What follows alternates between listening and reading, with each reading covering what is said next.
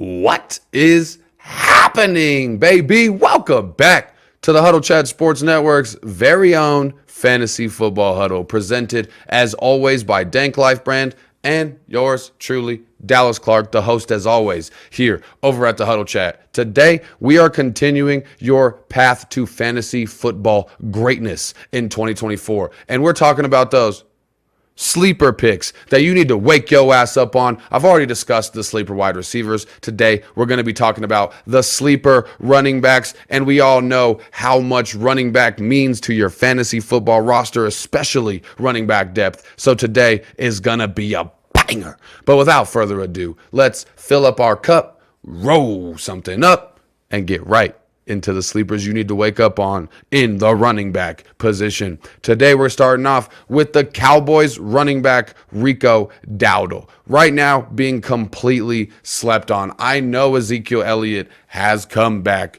to the Dallas Cowboys. He's known, but he is aging. I'm not going to really even feed in to that video I saw from training camp. All men, real men, know exactly what happened to Ezekiel Elliott. He took a nut shot. It slowed him down. He's not that old, but you're looking at Rico Dowdle having the ability to be the running back one by the end of the year in this Dallas Cowboys offense. I do know we had a small sample size last season, however, of 53 total qualifying running backs. Rico Dowdle finished 16th in yards after contact, and he had the 23rd lowest stuff rate in the NFL last year. He has the size, he has the speed. Mike McCarthy cannot stop talking about this man. Rico Dowdle is definitely worth the late round addition and the small price you have to pay to add him into your roster.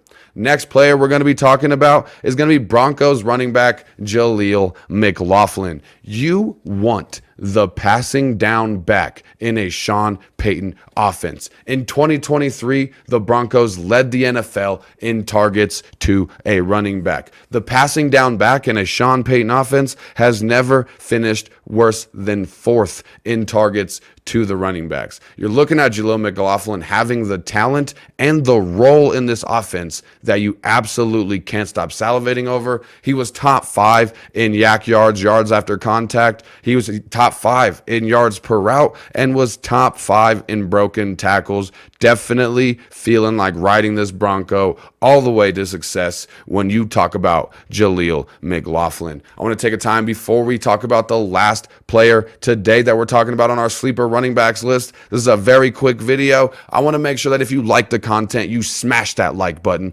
And if you haven't yet, hit that subscriptions bar and that notifications bell so you always know when new content's coming out. I have tons of content coming for you guys by week 1 of the NFL season. So make sure you don't miss a thing and make sure you like that video and tell a friend to tell a friend about the Huddle Chat Sports Show and tell a friend to not sleep on Zach Moss from the Cincinnati Bengals. We all saw what Zach Moss was able to do in the Indianapolis Colts. It was surprising to millions of Americans, me, myself included, as a Colts fan. You're looking at him taking his first real lead role in a backfield due to the Jonathan Taylor injury. And through that 4 games without Jonathan Taylor, he had 562 yards, 3 touchdowns, and put up another 128 yards through the air and 2 touchdowns through the air as well, and stayed heavily involved throughout the majority of the season. Last year, after Jonathan Taylor finally came back, now this offseason signing that 2-year, $8 million contract to the Cincinnati Bengals. His only other competition being Chase Brown, who we've seen flashes from, but I definitely think it's easy to assume that Zach Moss takes the Joe Mixon role. Chase Brown had no carries inside the 5-yard line last year. Joe Mixon had 21.